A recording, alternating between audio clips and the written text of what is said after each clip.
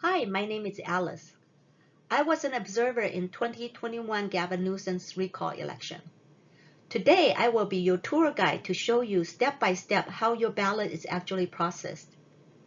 The goal is to help you understand the step it takes to process a vote-by-mail ballot and the process when you vote in person, so you can make an informed decision on how you want to cast your vote in the future. Why is accurately counting your vote so important? Because our vote collectively determine the future direction of this country. And the direction impacts every aspect of our life as we're all experiencing right now. So let's go.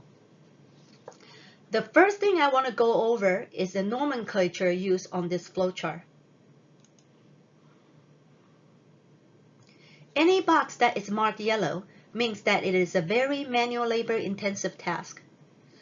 We observe each of these tasks require at least 20 to 50 people for multiple hours every day to complete this portion of the ballot processing. Now look at the green parallelogram. This signifies when you have control of your ballot. So what does the red asterisk mean? It means a very expensive and specialized machine is needed to perform this task. How expensive? It ranges from hundreds of thousands of dollars to millions of dollars. So we all hear that vote by mail has been thought to be the most convenient and cost-effective way to vote. So is it really? It might be convenient for you to just drop your ballot off at any time. But do you know how much effort it actually takes to just count your vote? Most importantly, once your ballot is out of your control, how do you know it is counted the way you voted? In this educational series, we will help answer these questions for you. So the first step in vote by mail is you fill out the ballot and drop it off in a post office drop box, or an official ballot drop box. Now, if you want to be extra careful, you might drop it off in a vote center. But regardless, once your ballot left your hand, it's up to the process to make sure your vote is counted the way you voted. Then the next step is your ballot is picked up by a two-person team every night and delivered to Registrar of Voters. I will call it ROV from now on. Once the ballot arrives at ROV, the ROV staff makes sure that they have ballots from every drop boxes and vote centers.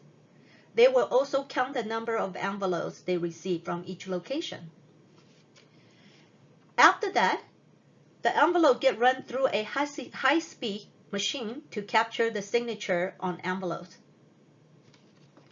From there, a human verifier will verify whether the signature is sufficiently acceptable based on the signatures on file.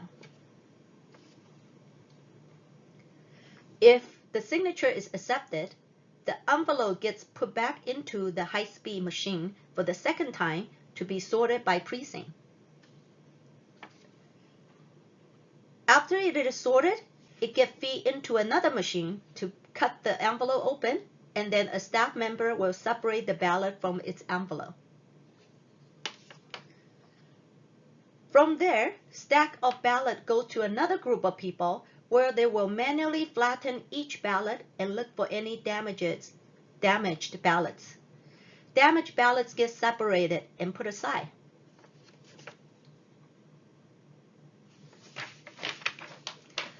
Once the flattened good and damaged ballot are separated, the good ballots get fed into Dominion tabulator. The damaged ballots get sent to a group of people that would create a duplicate ballot based on their understanding of your intent. Let's go over the tabulation path first. So the good ballot gets fed into the tabulator, but then some ballot might be rejected by the tabulator as not acceptable.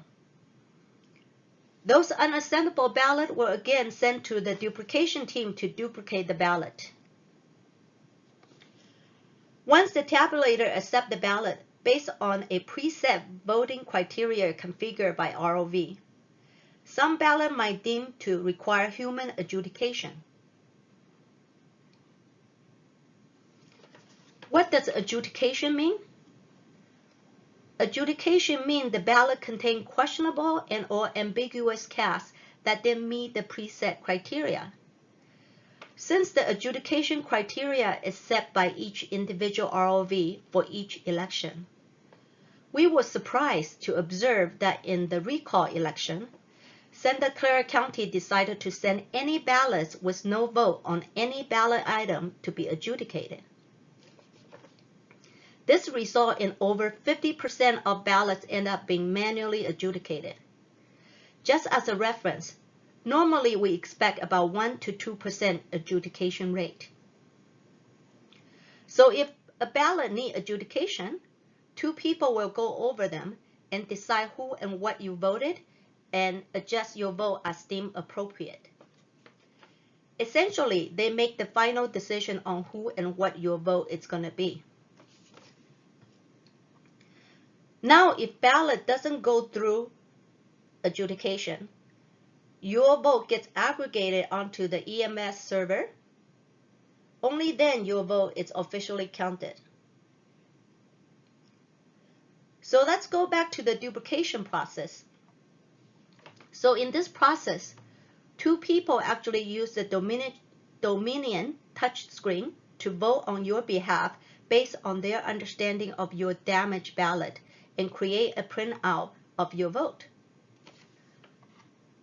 By the way, military and fax-in ballot go through the same process. After your ballot is duplicated, the copy gets sent back and feed into the tabulator again. From there, it goes through the tabulation process I described before. Now I want to go back to show you what happened if the signature was not accepted initially. This is what we observe. So it may turn out that there is no signature on the envelope. In that case, the county will send a letter to the voter requesting for signature. They will try this twice.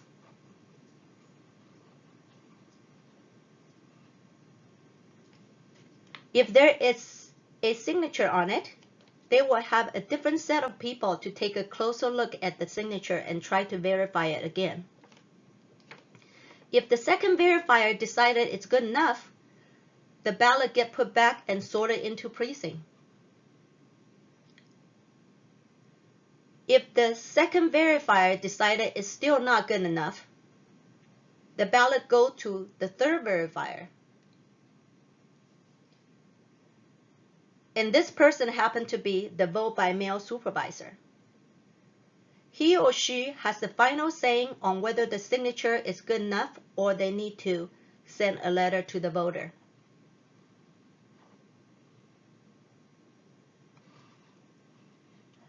So basically, these are the steps necessary in order for vote by mail ballot to be processed. What do you think? Did you expect your mail-in vote actually had to go through so many human hands? So many manual labors and expensive machine just to be counted? I didn't. It was quite educational for me. Now let's compare the vote by mail process with the vote in person process. First of all, the nomenclature used in this slide is the same as vote by mail slide. It starts by you going into a vote center to cast your vote. Before I go through the whole process, I want to point out these 2 scenarios that I want you to be aware of. First scenario, you walk in your vote and drop it off at a vote center. This is how I voted in the past. I thought it is safer. Yes, it is safer from a perspective that your vote will not get lost by U.S. Postal Service, but in reality, you will still have to go through the whole vote by mail process I described earlier.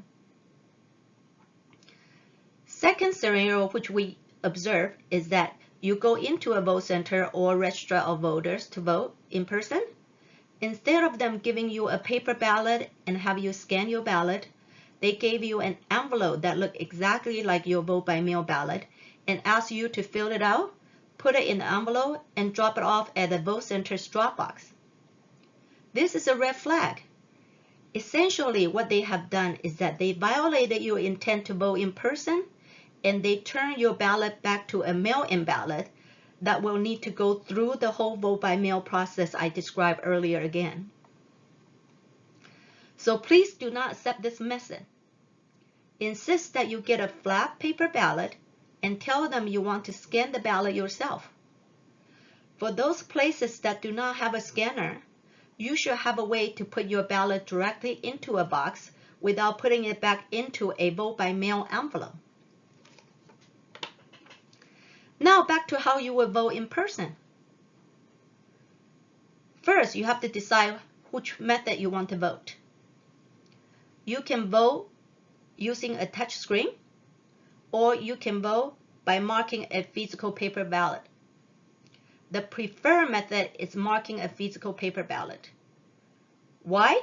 Because it creates a solid, auditable paper trail with your hand marks that cannot be tampered with. For those that think it's more environmentally sound to use a touchscreen, unfortunately, that is not the case. As you can see, you're still required to print out a QR code and scan the paper with QR code into the Dominion scanner. It's worth noting that while the county will hand you a Sharpie to vote, we have witnessed that Sharpie do cause a bleed-through.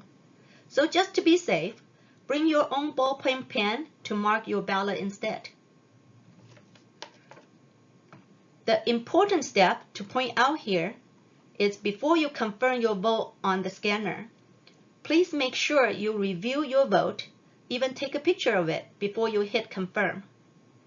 If you don't see your vote on scanner's screen, insist the county staff to turn on that feature on the scanner.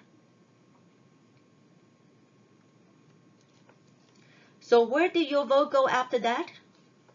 It gets stored onto the scanner's SD card.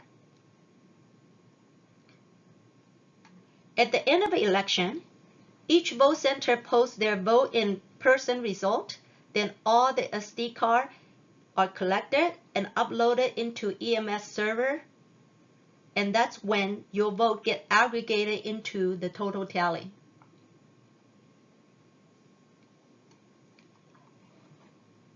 As you can see, in this case, your vote goes onto an SD card and gets uploaded directly. It bypasses all the adjudication, duplication, and all the human handling of your vote. So within the choices we were given to vote at this time, which way of voting do you think is safer and more cost-effective? The decision is yours. Thank you for listening.